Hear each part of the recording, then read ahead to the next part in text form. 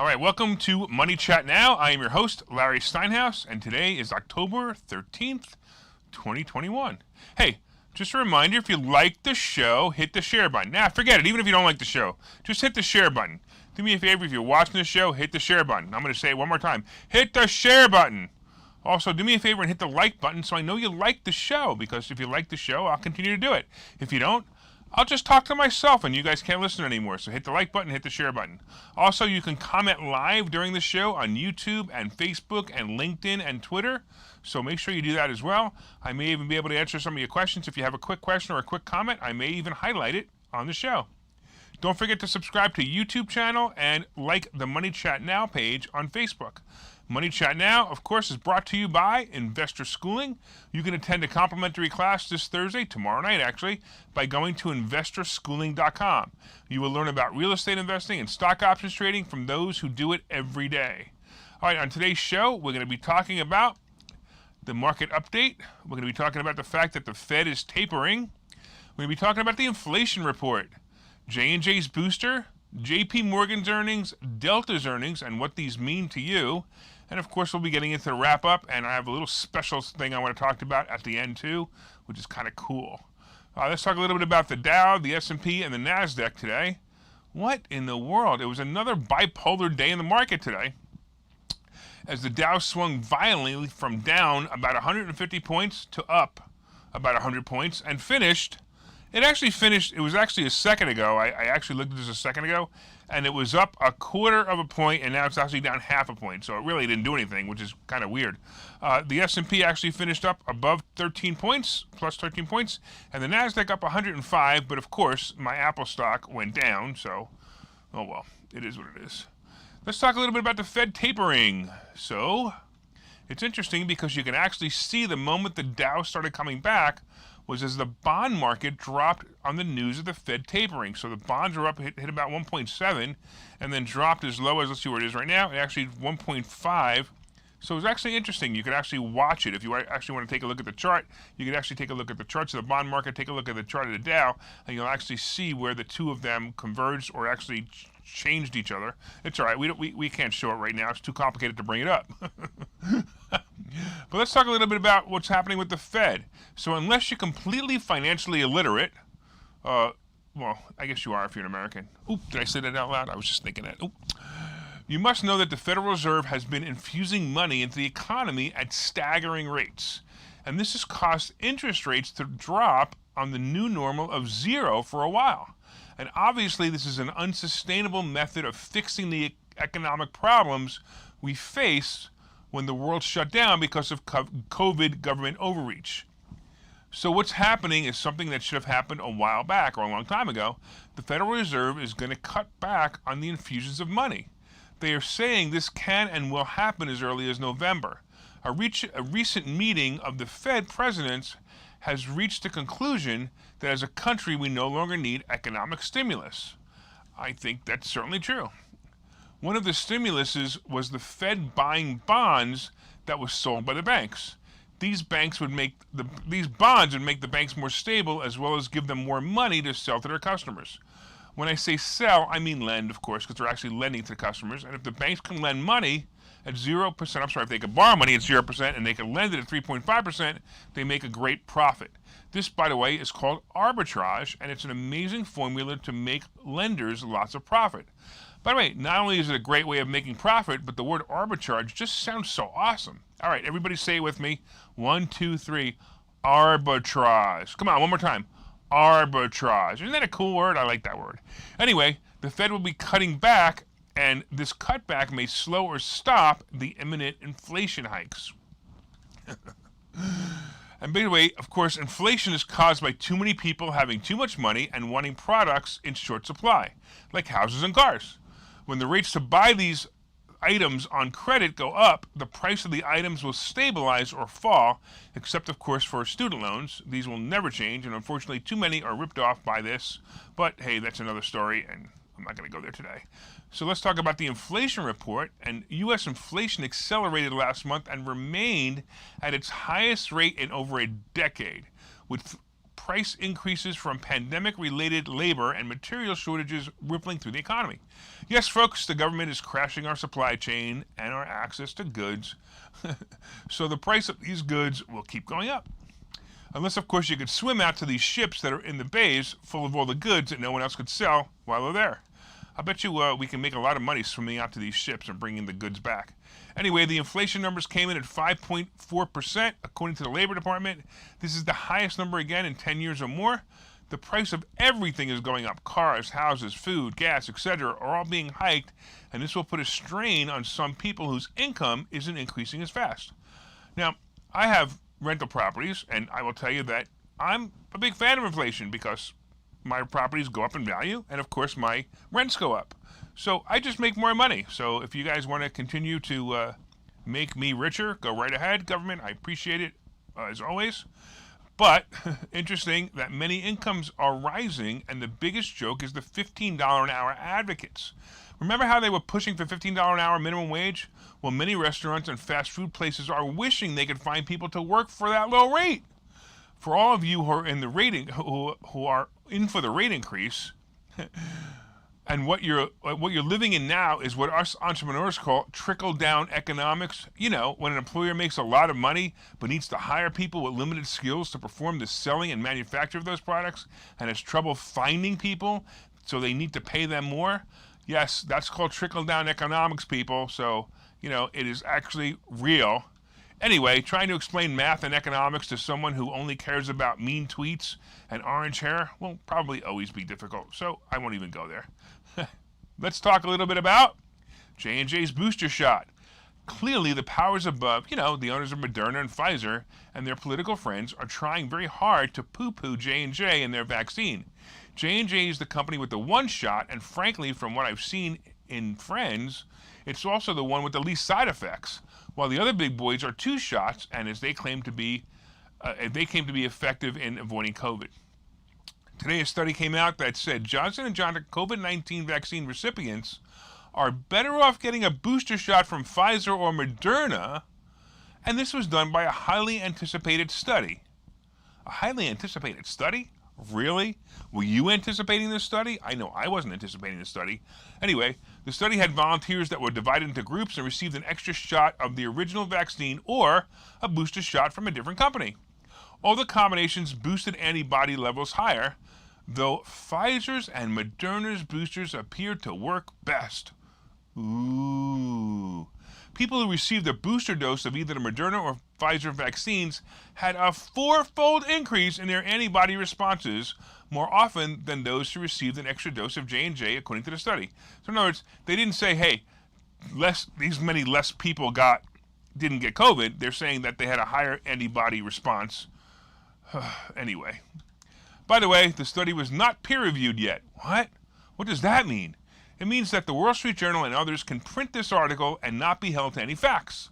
Or it really means that someone is trying to booster shot Moderna and Pfizer stock today on the day that J&J was supposed to get approval from the FDA about their booster shot. I love blatant stock manipulation. It's just fascinating, isn't it? I just wish these guys would call me and give me the heads up when they're going to do it. As far as J&J stock goes, it actually popped today about 1.5 points on the news. Why? Frankly, I don't know, but I'd bet it's because it's a tell, along with this article, that the booster will get its FDA approval this week, and earnings for J&J are next week, so I'm going to tell you right now, this is a play. Hey, let's take a minute, and we'll come back, and I'll tell you more stuff. Okay, we'll take a minute now. Okay, so you've thought about investing in real estate, houses, apartment buildings, properties, but don't really know where to start? Well, what if you could very easily learn how to gain strategies to use other people's money to buy and sell houses in the Philadelphia area? If you could learn and network with successful area real estate investors and how to produce monthly income on rental properties without headaches, that place is Investor Schooling. With Investor Schooling, you'll learn from 2 Philadelphia area rockstar real estate investors, Phil Falcone and Larry Steinhouse about how to buy and sell properties the easy way and teach you basic and advanced techniques to help you make money in real estate. You can attend investor schooling in person or online visual classes 8 times a month. You can and will learn how to make money in real estate. Call for free information and get a complimentary pass to one of these classes. But don't delay, as these complimentary passes are limited. Call the number on your screen now or visit investorschooling.com. Investorschooling.com. All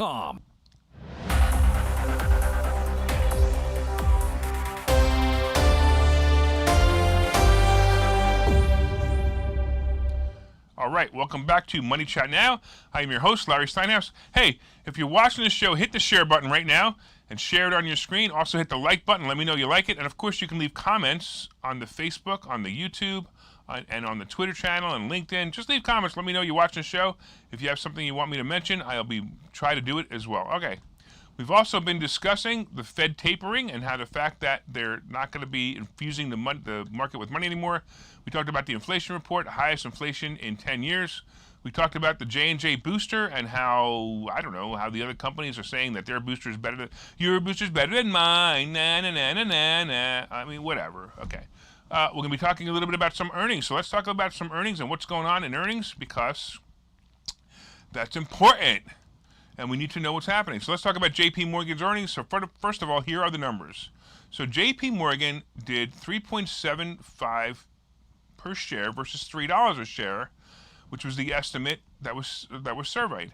The revenue was $30.44 billion versus $29.8 billion. So they beat and beat, right? It was also boosted. This is weird. It was boosted by better than expected loan losses. That's a weird statement, right? Better than expected loan losses, but that's the way it is. They lost less on loans than they expected. Okay. This sounds weird, but understand that all banks are expecting losses on a percentage of loans, and with COVID, I mean government overreach, of course, the banks had higher than normal expectations of loan losses. So they got less. They simply lost less on these loans than expected, and actually, I'm going to say something interesting. It's actually a promising sign, at least for now.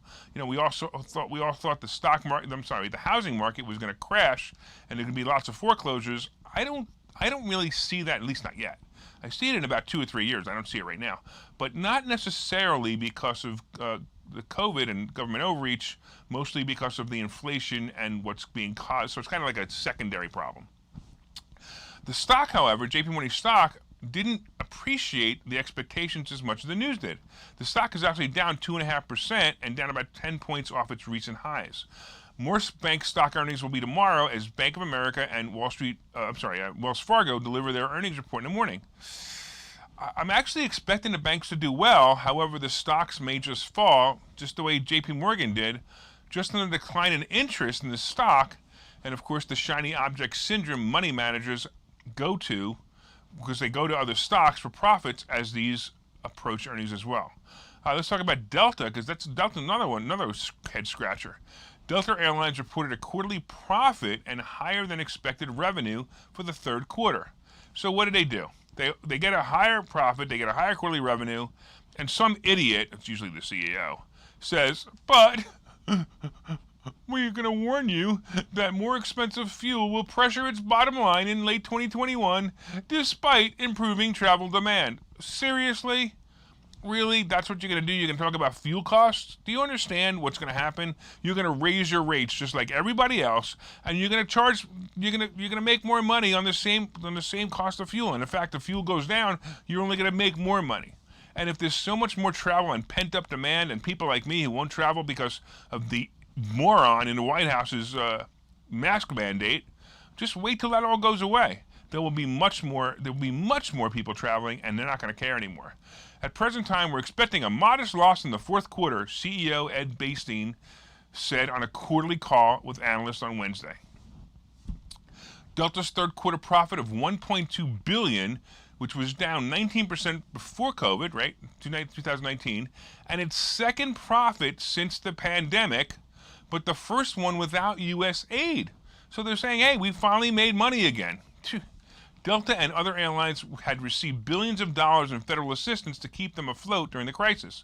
Delta's revenue of $9.15 billion also exceeded analysts' expectations of $1.4 billion. They did pretty good, man. They did 8% better than expected. Here's how it performs. The adjusted earnings per share were 30 cents versus 17 cents. So they actually, this is just, I love earnings reports like this, so I don't understand it. They did 30 cents versus 17 cents, and the revenue was $9.15 billion versus $8.4 billion. Again, this is great news. I'm super surprised that the stock was down today almost 6%. I don't understand. What does Wall Street want anyway? It also took down American Airlines, who was also down 3% on the report. And AAL, by the way, reports earnings next week, and hopefully it will rebound into the 23 to 24 range, so I can get out of my stock options with a damn profit. Man, I hate that. All right, let's take a quick break in a few minutes. We're going to come back, and we're going to talk about, I have a special thing I want to talk about, and we're going to talk about what I think the market's going to do and how much money we're going to make. I will see you in a couple of minutes. Investor schooling needs a new slogan. Investor schooling? Never heard of. Investor schooling? Never heard of them. Investor schooling? Never heard of them. Any suggestions? Phil? Investor schooling. We never heard of you either. Investor Schooling. We never heard of you either. Register for a free class at investorschooling.com. Investor schooling. Those guys are everywhere. Investor schooling? Those guys are everywhere. Investor schooling? Those guys are everywhere. Investor Schooling. Those guys are everywhere. Register for a free class at investorschooling.com.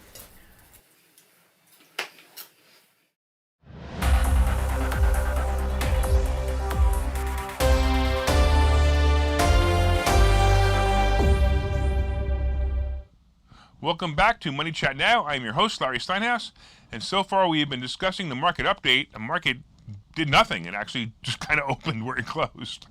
It did nothing, except the S&P was up 13 points, but the NASDAQ was up 100 points. That was pretty cool. We talked about the fact that the Fed is going to stop putting more money into the economy, which I think is actually a good thing. I know it might affect the market for a little while, but I think it's a good thing. We talked about the fact that inflation has been the highest in 10 years. We talked about the fact that Moderna and Pfizer are saying their booster is better than J&J's. Stock manipulation makes me crazy. We also talked about JP Morgan and Delta Airlines earnings being great, but the stocks did not like the earnings. I don't understand it.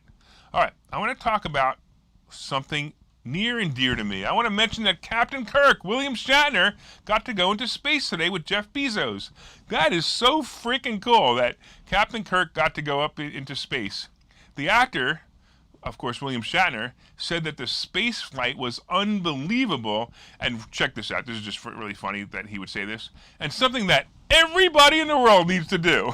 Come on, really? Really, Shatner? Everybody in the world needs to do it? I don't disagree with you, but do you realize that who you are and why you got to do this? All right, anyway, but it's just kind of funny that he said that. But if you really want to find something interesting, look up the interview with Bezos and Shatner on either CNBC or other places. It's an emotionally charged interview with Shatner, and he's on a high as he discusses his experience. I'll tell you, it was really, really cool. What an awesome experience, and how wonderful it must be that this guy at 90 years old can do this. Man, what a life, man. Hats off to him. I remember reading the fact that he was doing Star Trek, and then after Star Trek, he was living in his car because he had no money, and his wife divorced him and took all his money. So this guy has, bounced back, obviously, but it's just amazing. All right, so earnings season continues this week as we await key earnings from the banks tomorrow. I'm a little nervous about this earnings season. It kind of feels like, it feels kind of light to me. Of course, we have big tech coming at the end of the month. And I think it's going to also do the same thing. I think it's going to boost up right before, and then it's going to kind of drag down the market, and then slow decline will begin. And look, I'm telling you, as I said before, I really think we are at the top right now. We need to start, it's going to start to taper down the market. And by spring, we're going to be in the probably new normal of 28 or 29,000. Anyway, oil and gas stocks should also be positive as President Braindead has paved the way for energy and oil stocks to skyrocket with his dumb decision to stop the pipeline and give all oil production back to the other countries that will hold us hostage with their price gouging. So prepare for $6 and $7 gallon oil. It's definitely coming because these countries are going to say, This guy is such a dumbass. Oh, or he's actually going to say, hey, he's got all the stock in our company, so we need to make some money. All right, anyway, as I mentioned on other days, Oxy and Halliburton are some of my plays. I have some Halliburton stock, and I also I sold the covered call, and then I bought it back at 98%, so it was a pretty good thing. I'm actually going to hopefully sell it tomorrow. Of course, I want to thank you for watching Money Chat Now. Did you hit the share button yet? Come on, share it. Share this gold. Hit that like button. Let me know you enjoyed the show. And, of course, don't forget to subscribe to the YouTube channel and like the Money Chat Now page on Facebook.